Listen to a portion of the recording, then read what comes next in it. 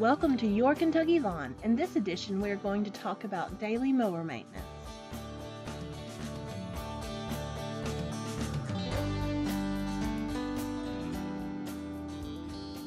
In just a couple of minutes each time you mow, you can make sure that you're mowing properly and that your mower is safe and running well.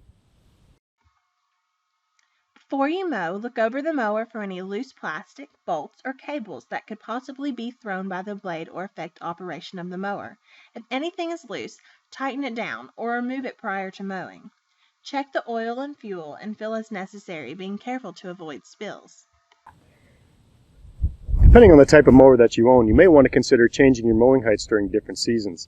Changing the mowing height is pretty simple on new mowers. It usually just involves adjusting a lever attached to the wheels.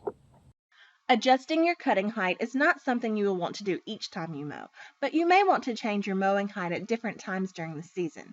Usually in the spring and fall, when cool season grasses such as tall fescue and Kentucky bluegrass are growing at their optimum, the mowing height can be lowered slightly. In the fall, a lower mowing height can result in less disease pressure during the winter and can make it easier to rake leaves. As the warm summer temperatures start to come on, it's best to raise the mowing height to increase the stress tolerance of the lawn. The taller height will allow for a deeper root system that will help the plant find water in dry summers. A good rule of thumb is to mow at 2 to 2.5 inches in the spring and fall and 3.5 to 4 inches in the summer. You can check the mowing height by placing a measuring tape between the ground and the bottom of the deck and measuring the distance between the two. It's also important to follow the 1/3 rule to know how often you should be mowing. Following the 1/3 rule is very important to the health of your lawn. If you remove more than 1/3 to 1/2 of the leaf material in one mowing, you can cause a significant negative effect on the root system. The more leaf blade you remove, the more you will damage the roots. Damaging the root system during the heat of the summer greatly increases the chances for disease and drought problems. If you let the lawn height get out of hand, it is best to gradually lower the height over a couple of mowings. The last thing you need to do before going out to mow is to remove your bag. Unless you're replacing your clippings in your garden, there's no good reason to bag them. Clippings are not a major contributor to thatch and provide as much as 25% of your yearly fertilizer requirements. This is good for the lawn and good for the environment. Once you've checked the mower over and set the height properly, take a quick look at your yard and remove any sticks and other debris that could potentially be thrown from the mower, and also damage or dull the blade. If moles have been active, remove any molehills with a shovel prior to mowing. After you finish mowing, it is important to wash the grass clippings off the mower.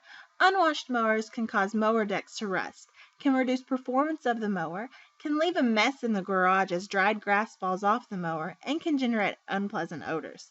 Some mowers come with an attachment to connect to the hose for cleaning the underside of the deck. Other mowers you may need to prop up to sufficiently clean underneath. Be careful not to tip the mower at such a severe angle that fuel can spill out of the tank. Wash the mower on a grassed area to minimize clippings going into the storm drains. If large clumps of grass are washed from the mower, break them up or place them in the compost pile so as not to damage the lawn. Once the mower has been washed, leave it in the sun to dry, and then put it up in a dry location until your next mowing. Of all the lawn maintenance tasks that we perform, mowing is the one that we do most often, so the chance of messing it up is actually quite high. With a little extra attention each time we mow, we can increase mower safety and improve the health of the lawn. I'm Greg Muncho, and this is Your Kentucky Lawn.